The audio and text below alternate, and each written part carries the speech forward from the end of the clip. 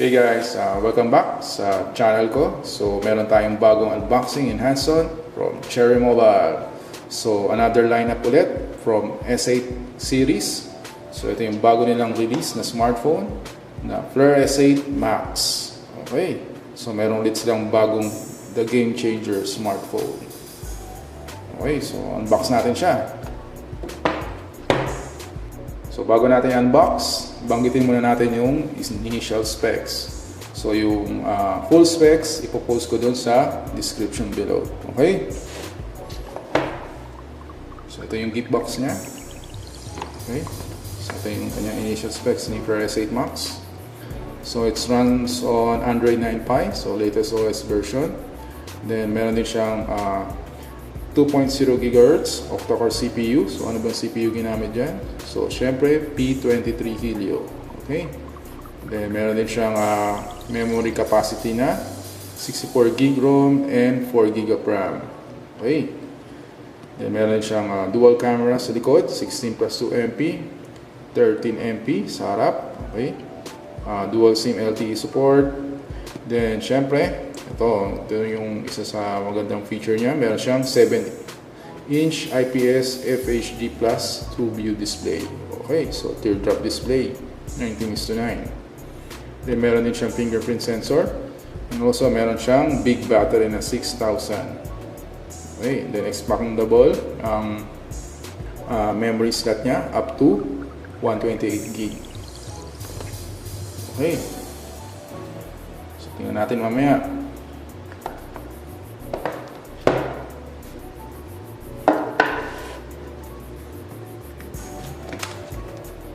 Ito yung smartphone unit.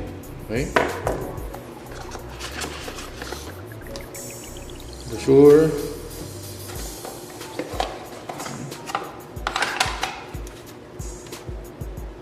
SIM injector. USB Type-C cable. Okay. Meron din siyang charger adapter, 3.5 headset, and syempre may free jelly case siya for protection. Okay, next check naman natin physically si Flare S8 Max. Okay, so tawin muna natin siya. Okay, so ito siya. So makikita nyo dahil sa 7-inch LCD screen size niya, so medyo bulky nga siya. Okay, so ito yung teardrop display and yung camera. Okay, yung 13 MP front camera niya sa likod. So ito yun, color red siya. Okay, and ito yung dual camera niya sa likod and with flash. Okay. Sa right side, power button and volume controller. Sa kabilang side, dito yung SIM tray niya and micro SD slot. Sa baba, USB Type-C port, speaker grill. Okay. Sa taas naman, 3.5 audio jack. Okay, so ito yung sa likod niya. So may design na yung likod niya. May pattern design yung likod niya. So kung nakikita niyo yung likod. Okay. So next, check naman natin yung user interface niya.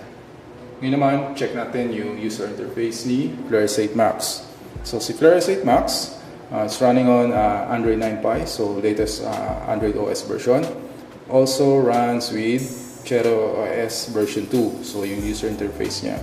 So si Flare S8 Max, kapareho rin ang interface ni S8, S8 Pro, and S8 Plus. So kung ano yung nakikita nyo dun sa tatlong series na yun, yun din yung makikita nyo dito kay S8 Max. Okay, so meron siyang mga preload na Google Apps. Then meron din siyang game booster, power management, high weather, themes, and also some preloaded cherry apps. Okay. So pagdating naman sa settings, so drop down menu, ito yung shortcut settings niya. So nandito yung by default, ito yung itsura ng system settings niya. So dito ka maglalagay ng settings ng network and internet, connected device like Bluetooth, apps notification, battery, display, sounds, storage, security and location. So dito ka mag-input ng fingerprint mo, accounts, accessibility, system. So ito tayo sa system. So about phone, ito yung pinaka-latest build version ni S8 Max. Okay. So pagdating sa camera, so kung ano yung nakikita nyo dun sa settings ni or other S8 series, so pareho lang kung ano yung makikita nyo rito. Okay, so by default, ito yung settings nya. Okay. So meron din siyang AI, filters, and other settings like panorama, watermark, GIF, time-lapse, duty, video, pro mode. So sa pro mode, so pwede mo adjust yung settings ng white balance, ISO, and exposure. Okay. So sa may baba naman, so may beautify siya, face cute. So kung gusto mo maglagay ng mga stickers sa mga photos nyo, so download nyo lang yan. Okay. And bokeh mode. Okay, so blur effect. So sa blur effect, pwede mo adjust yung aperture control niya dyan. Okay. Sa video, so ito yung settings ng video. So pwede, by default, naka 1080p siya, recording. So ito siya. Okay. Next, sa front camera. Ito yung sa front camera niya. So may settings din siya sa front camera kung mag-video record ka. Sa photo, so lahat ng settings dun sa rear camera, nandito rin sa may settings din sa front camera. Okay.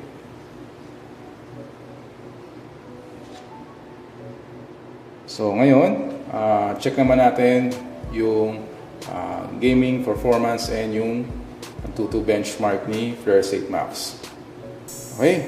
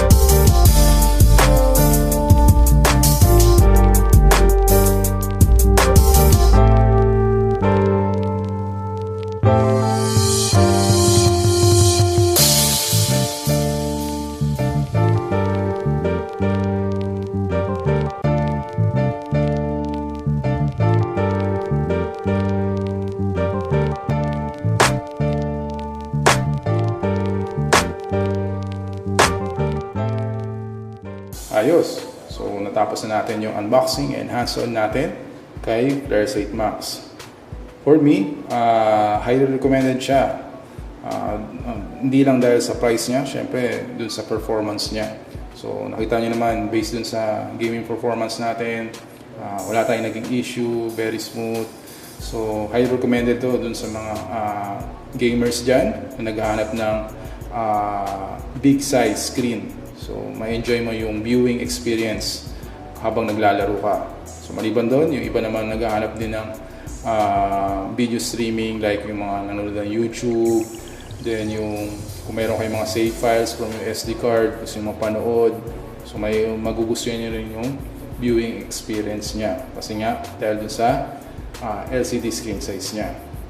Okay, then another point, syempre meron din siyang battery capacity na 6,000, so medyo matagal siya, maloloba, ayos, diba?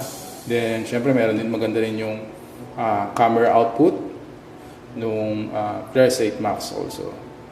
Okay, so for me, napaka-sulit niya sa ganyang price. For any comments and suggestions, so type nyo lang dun sa may comment section below. So try kong sagutin lahat ng mga questions nyo about this smartphone. Okay, so sa mga hindi pa nakasubscribe sa channel ko, click nyo lang yung subscribe button and yung bell button. Okay, so abangan nyo ulit yung susunod kong video. Thank you!